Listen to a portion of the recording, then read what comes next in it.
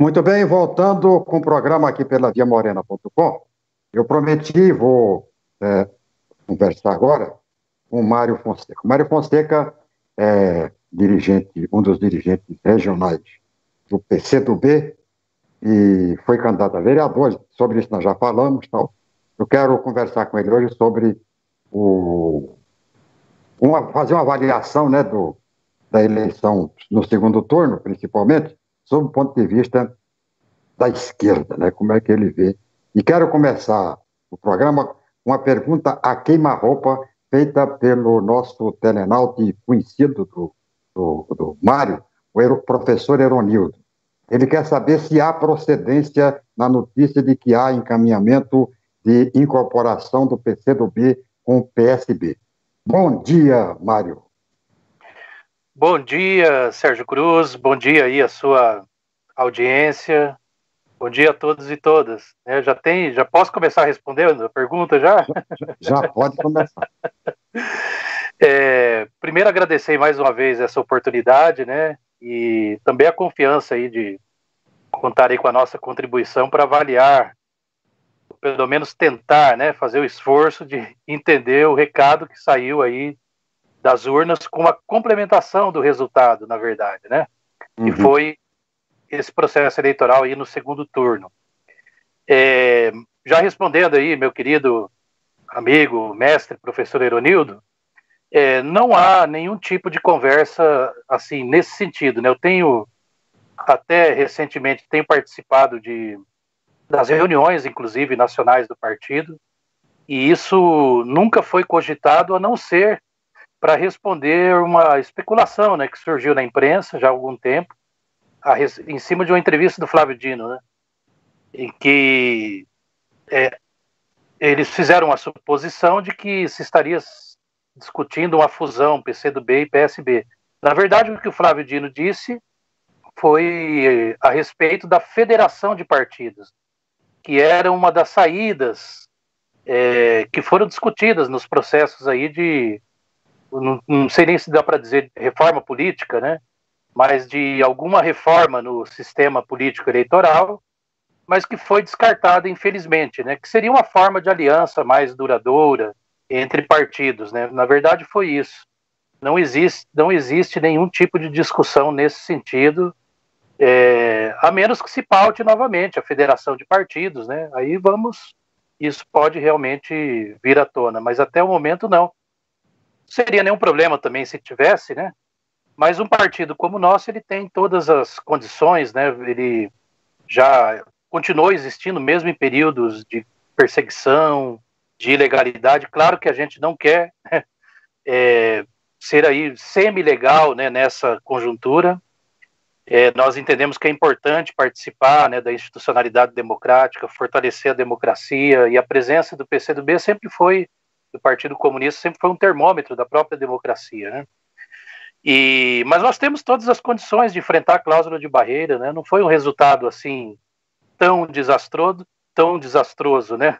Não foi tão mal, em vista de ser a primeira eleição que nós disputamos na vigência já da proibição das coligações, né?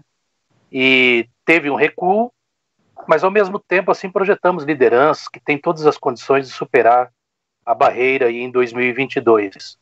E o que nos interessa é construir a frente ampla, também unir a centro-esquerda. Esse é o debate principal que existe entre nós, e o PSB é fundamental nisso, né, como as outras legendas.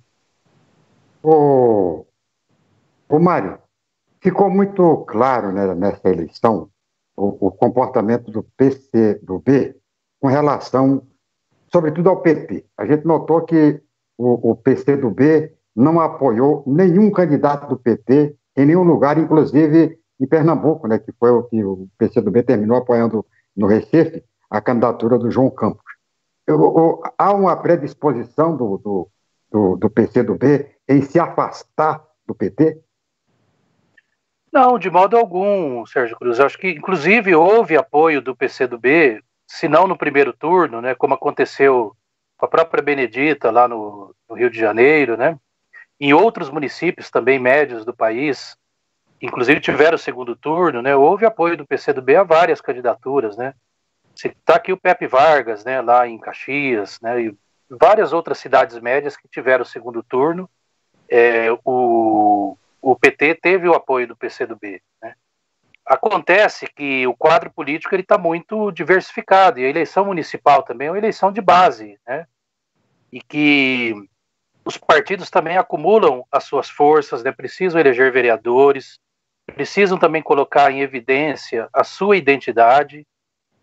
O PT já não é uma força, apesar de ser o partido, vamos dizer, mais nacional de todos os que tem no campo da esquerda ou da centro-esquerda, né? É um partido que ainda tem capilaridade, é um partido que ainda tem uma grande liderança como Lula, mas não é um partido mais que você pode dizer assim que tem aquela hegemonia que tinha antes no campo da esquerda, né? Então isso leva os partidos também a rediscutirem os seus caminhos, né? No caso de Pernambuco, que deu muita polêmica, né? Até a gente aqui foi cobrado por Pernambuco, por Recife. Na verdade, quem rompeu lá a Frente Popular foi o PT, mas não o PT local, né? O PT local aprovou a aliança, porque o PSB teve lá o apoio, né, ao processo de cassação, né, da presidenta Dilma, teve lá uma posição lá da família Campos de apoio ao Aécio, mas logo o PSB se reposicionou, já em 2017, né? Então, em 2018, teve, inclusive, a Marília foi retirada pelo próprio PT nacional, né, para não se candidatar, e o PT passou a integrar a Frente Popular, né, que tem vários partidos, mas é liderada principalmente por partidos do campo da centro-esquerda, né, inclusive o PT, PSB, PDT e PCdoB. Então, seria o próprio PT local, tanto de Recife como de Pernambuco, aprovou permanecer na Frente Popular. Aí foi uma coisa que eu acho que o ex-presidente Lula e o PT nacional errou a mão de impor a Marília, né? Tudo bem, tem que respeitar a decisão do partido, agora não pode cobrar que os outros sigam isso, né? O PCdoB já integrava a Frente Popular, já na prefeitura tinha o vice-prefeito, vai completar 8 anos, o Luciano Siqueira, né? Vice-prefeito do PSB, do Geraldo Júlio. A vice-governadora do estado é a presidenta nacional do PCdoB. Então, como que tem que cobrar da gente, né, do PCdoB, uma adesão pura e simples, porque a gente tem que seguir o PT? Então, ficou muito assim uma paranoia nas redes, né? Por parte, eu não julgo todo mundo, por parte da militância petista, mas que não tem razão de ser, né? E que foi muito ruim, porque você ali, ao rachar a Frente Popular, né, ao impor uma candidata que, inclusive, foi, como não tinha muito para ampliar, foi ampliar com bolsonaristas desde o início, desde o primeiro turno, flertou com bolsonaristas, né? Todo respeito, né? Ela fez lá a campanha dela, fez uma votação importante, é do campo da esquerda, não é que quer dizer que isso fez com que ela virasse bolsonarista, não é isso, né?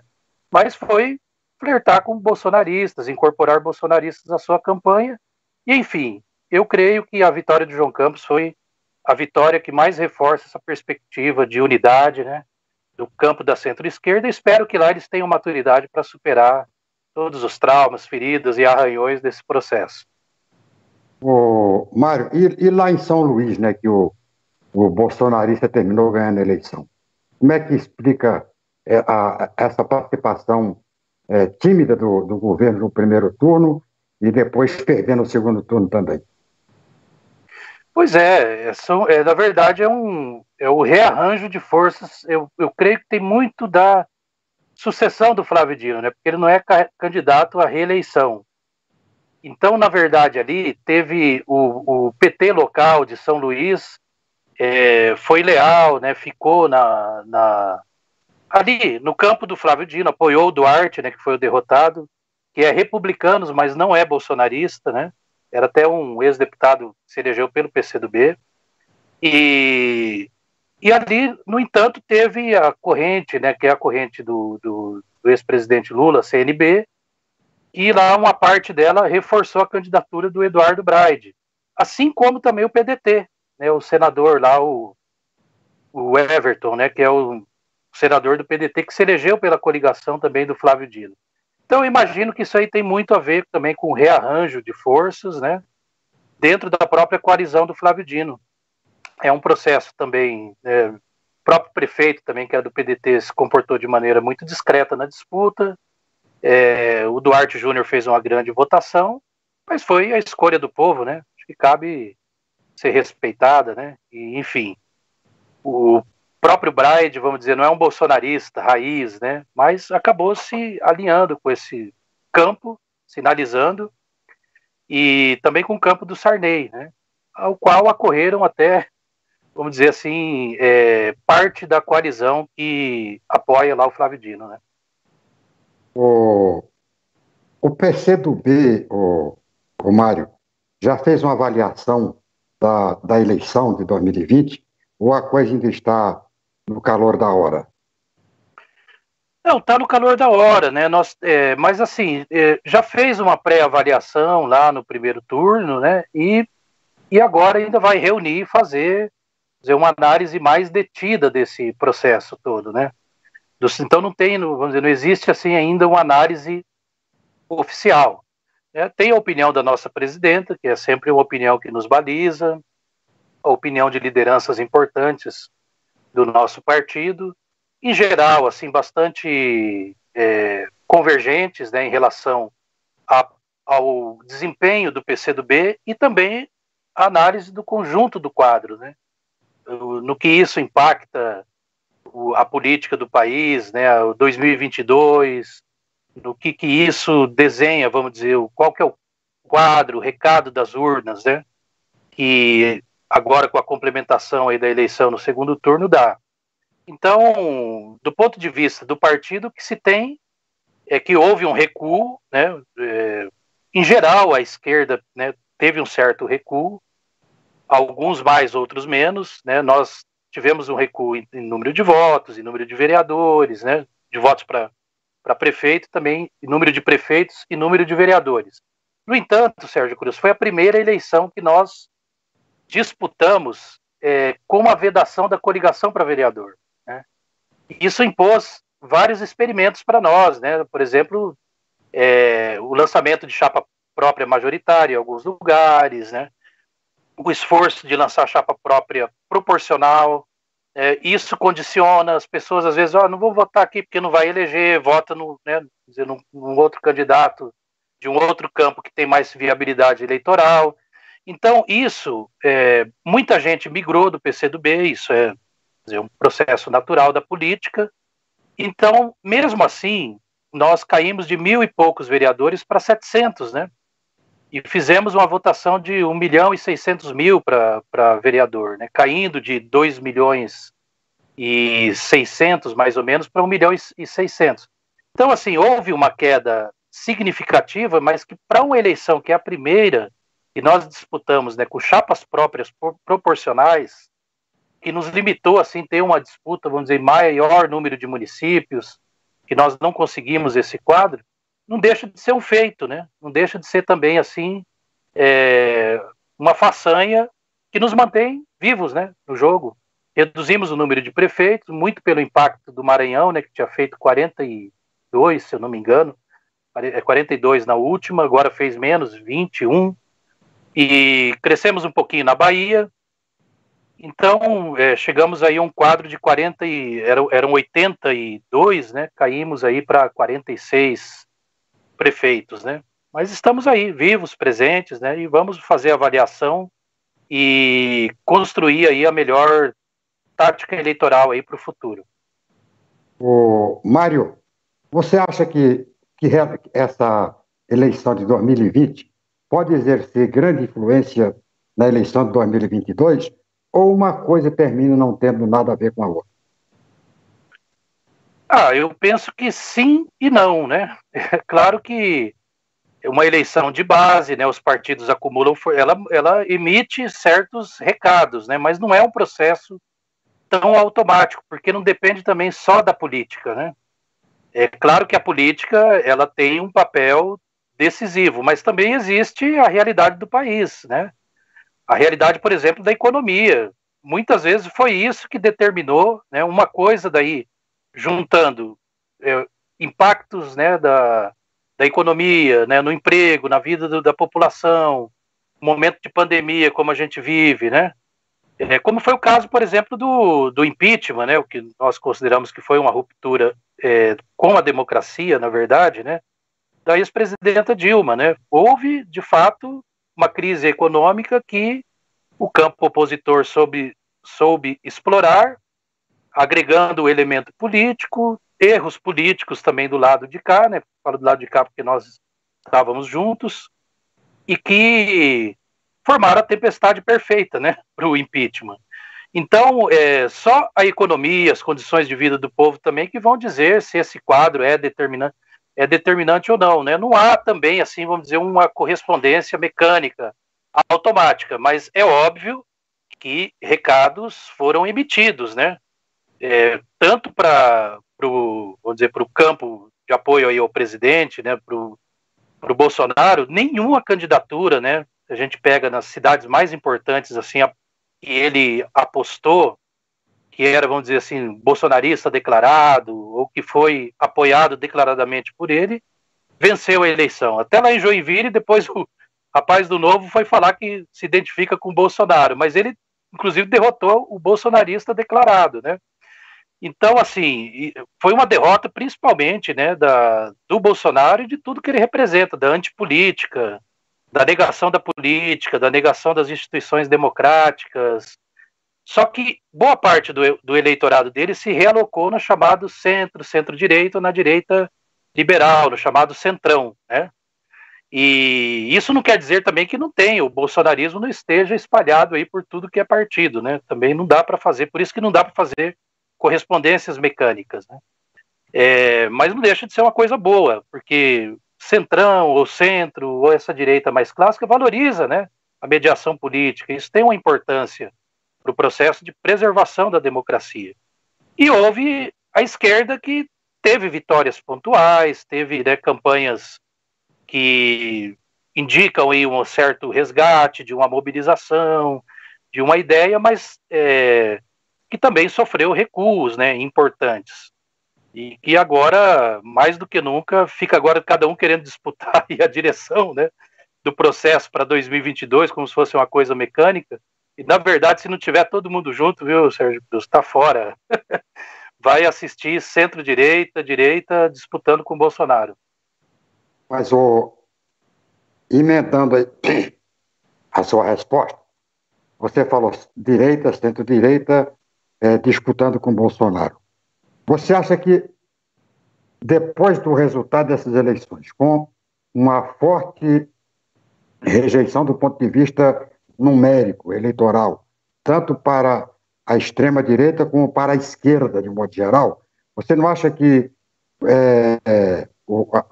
a esquerda se aliar hoje com agremiações, com setores da direita, pode terminar fortalecendo essa tese de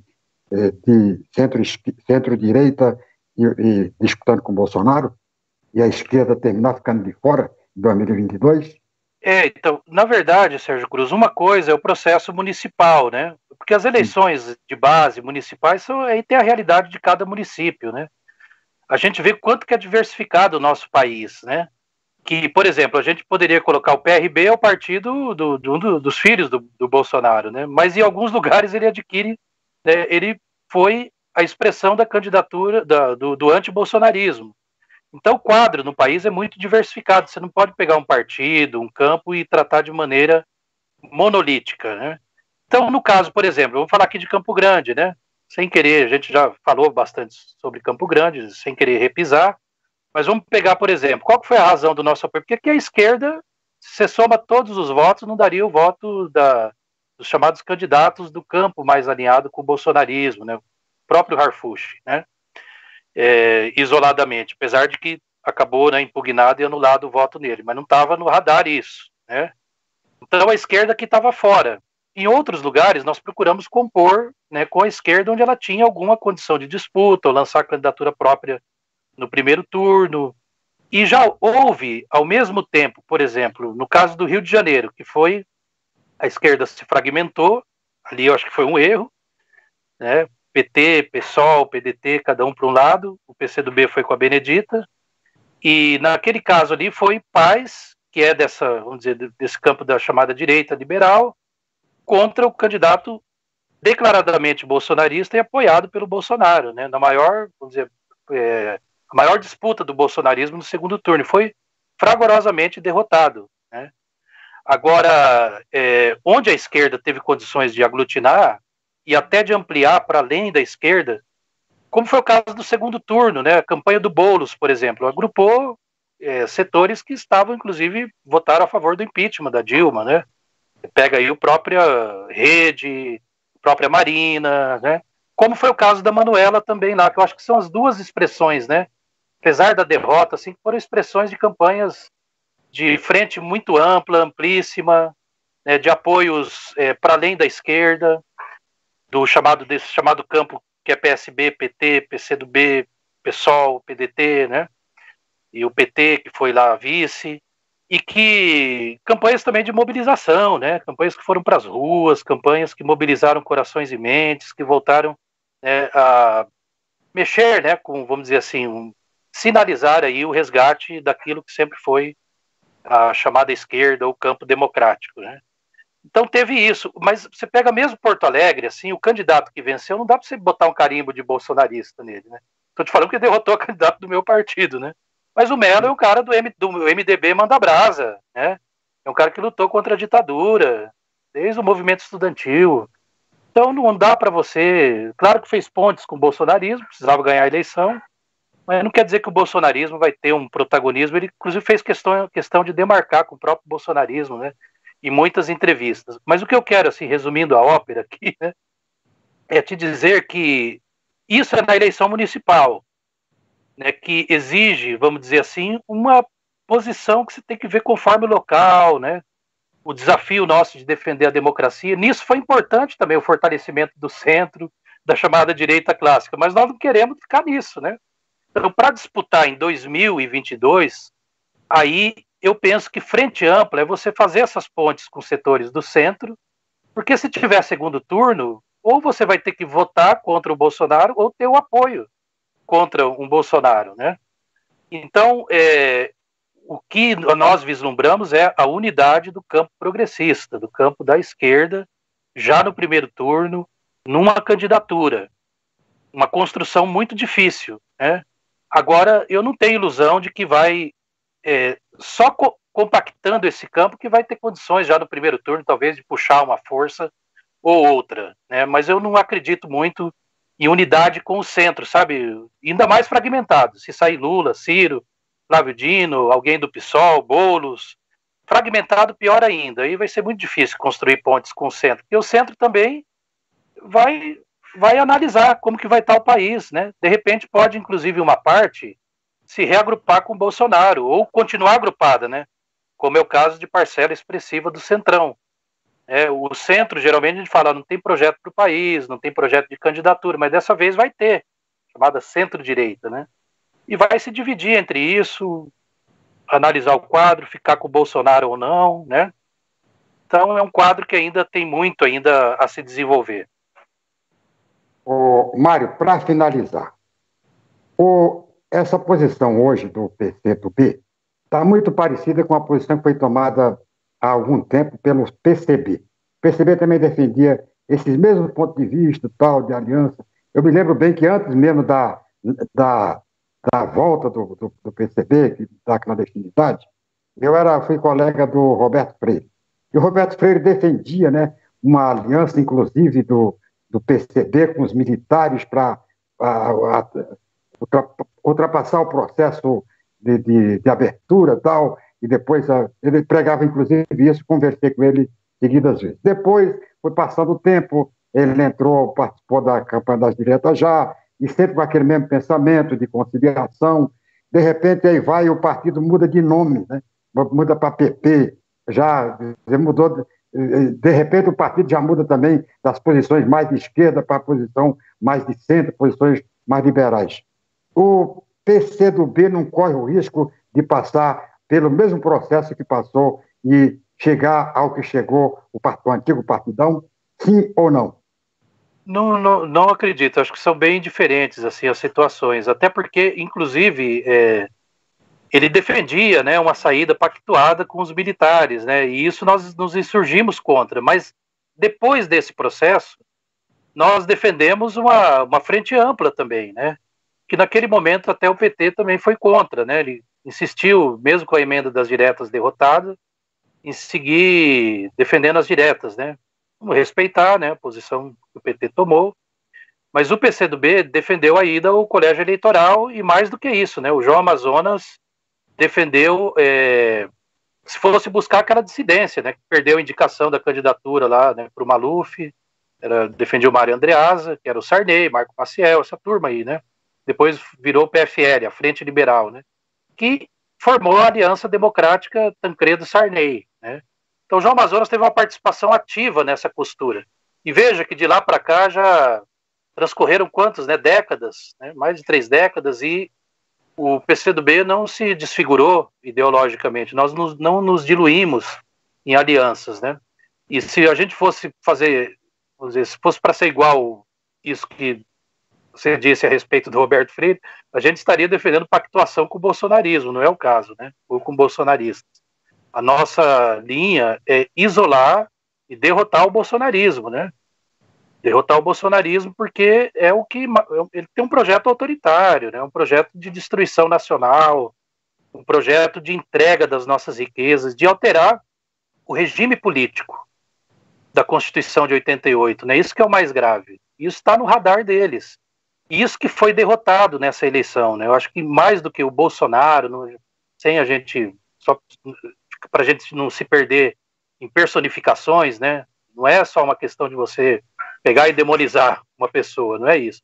Mas o que ele representa, né?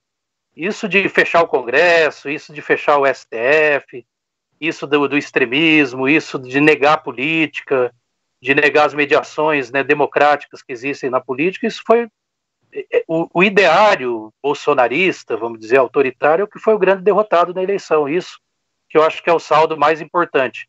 E a frente ampla, ela é restrita à questão da defesa da democracia, de mediações, né? Então são alianças pontuais, mínimas, e que tiveram grandes vitórias, Sérgio Cruz, né?